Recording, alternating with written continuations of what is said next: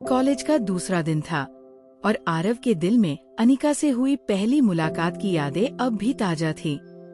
उसकी मुस्कान, उसकी मासूमियत और आत्मविश्वास से भरी बातें, सब कुछ उसके दिमाग में बार बार घूम रहा था। पहली बार उसने महसूस किया कि किसी अजनबी के साथ इतनी जल्दी किसी तरह का गहरा संबंध महसूस कर सकता है। लेकिन उसने अपने मन को शांत किया और खुद से कहा कि ये महज एक आकर्षण है और उसे पढ़ाई पर ध्यान देना चाहिए।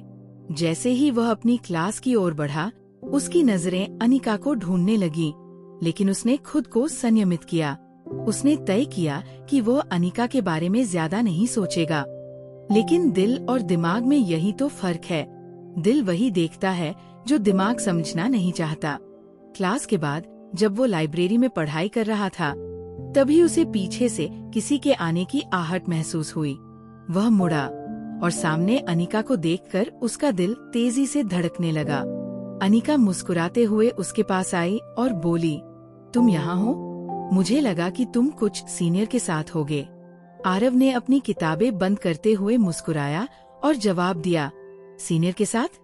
नहीं, मैं ज्यादातर लाइब्रेरी में ही होता हूँ।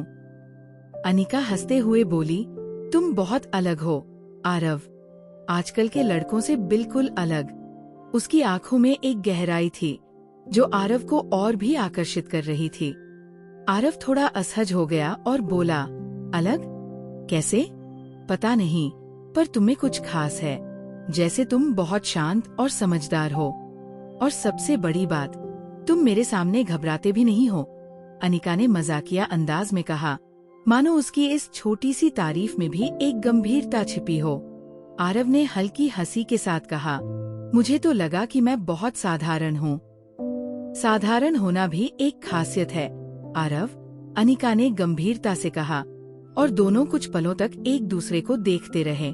ये कुछ ही पलों की खामोशी थी, लेकिन इस खामोशी में उनकी दुनिया सिमट आई थी। अनिका की नजरों में कुछ था, जैसे वह कुछ कहना चाहती हो, लेकिन शब्दों में नहीं कह पा रही हो।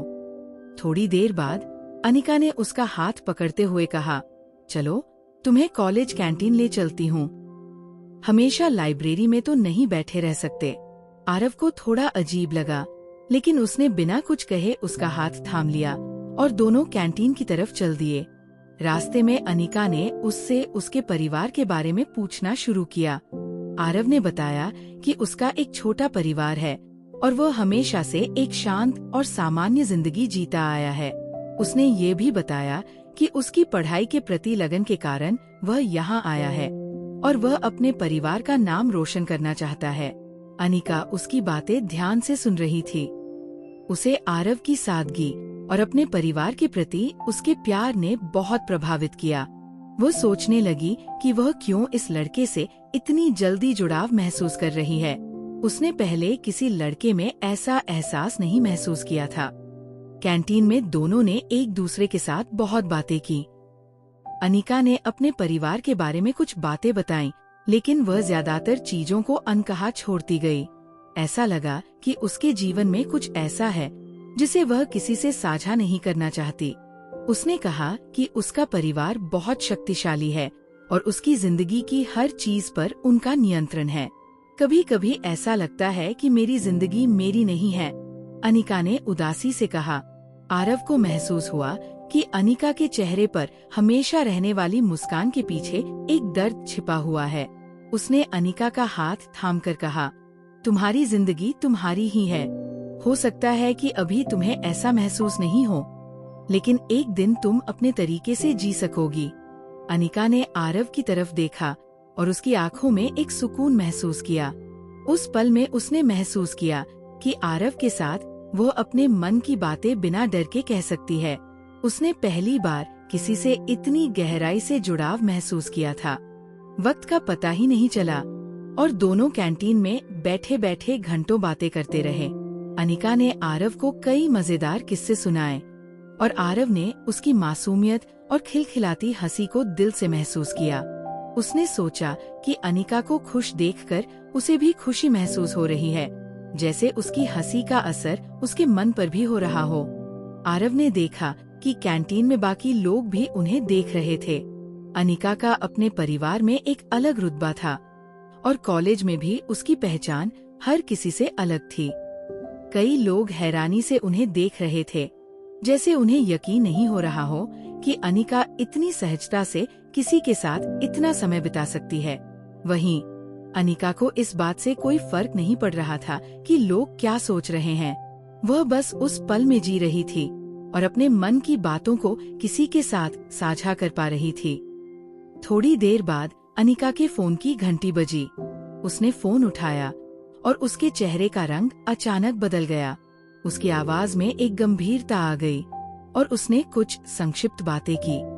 आरव ने उसकी बदलती भावनाओं को देखा, लेकिन कुछ नहीं कहा। फोन काटने के बाद अनिका ने कहा, मुझे जाना होगा, परिवार में कुछ काम आ गया है। आरव ने मुस्कुराते हुए कहा, कोई बात नहीं, आज के लिए बहुत बातें हो गई, फिर कभी मिलते हैं। अनिका ने उसकी तरफ एक नजर डाली और धीमे से मुस्कुराई। उसने अपने बैग से एक छोटा सा नोट निकाला और आरव को थमाते हुए बोली, ये लो, अगर मुझसे कभी कुछ भी पूछना हो तो इस पर कॉल कर लेना। आरव ने वो नोट संभाल कर रख लिया और उसे जाते हुए देखा। उसका दिल कह रहा था कि ये सिर्फ एक दोस्ती नहीं है, बल्कि कुछ और है, एक गहरा रिश्ता। अगले एपिसोड में आरव के लिए ये दिन खास बन गया था, लेकिन उसे ये अंदाजा नहीं था कि अनिका की जिंदगी में कौन कौन सी चुनौतियां हैं। अगले एपिसोड में आरव और अनिका के रिश्ते में और गहराई आएगी, लेकिन उनके बीच अनिका का परिवार एक बड़ा रोड़ा बनकर उभरेगा। अनिका का परिवार उसे किसी तरह आरव से दूर करने की कोशिश करेगा, लेकिन क्या ये कोशिश सफल होगी? क्या आरव और अनिका एक दूसरे के लिए खड़े रहेंगे या फिर उन्हें हालातों के सामने झुकना पड़ेगा? इस कहानी में अगले एपिसोड में इंतजार है उन अनदेखी सच्चाइयों का, जो आरव और अनिका के रिश्ते को नई चुनौतियों के बीच फंसा देंगी।